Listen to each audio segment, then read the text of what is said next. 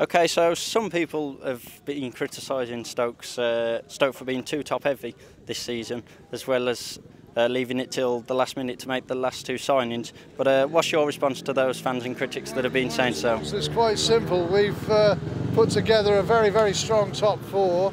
The league's about developing youngsters, and we intend to play our part in that as well. British youngsters getting opportunities in a team that supports British Speedway.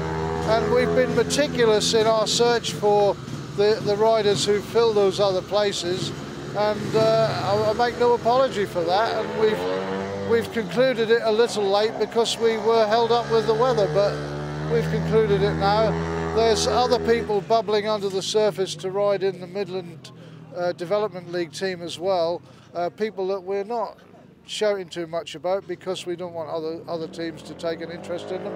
And you know, I feel we're fairly well set up for this season, and those who think otherwise, well, let them sit back and have a look at our score on Saturday and see what they think then. With that in mind then, how do you think Stoke's 2012 lineup compares to the others in the National League?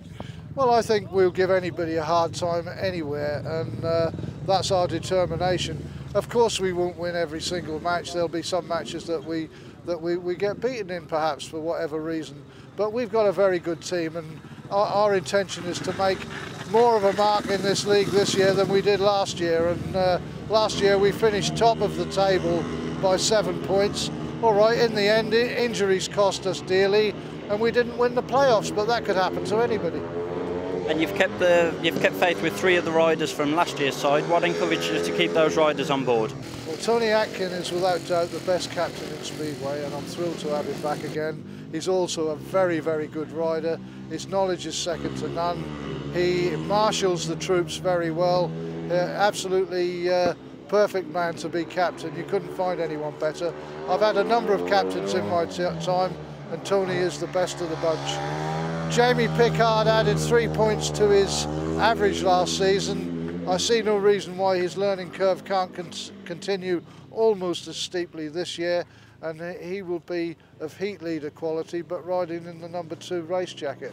And Ben Reid, we saw what he could do in the cup final when he came back into the team after being left out for a couple of matches. He came back in the cup final, and he was absolutely outstanding. He scored 7 points, I think, here at Stoke. I think he also scored 7 at Mildenhall, and you know, we're thrilled to have Ben back, still on 3 points, but I'm sure this year he will build on that, and he'll be, you know, he'll be a top rider for us. With 2 other 3-point average riders in the side, would you say there's any pressure on Ben to score more heavily this season?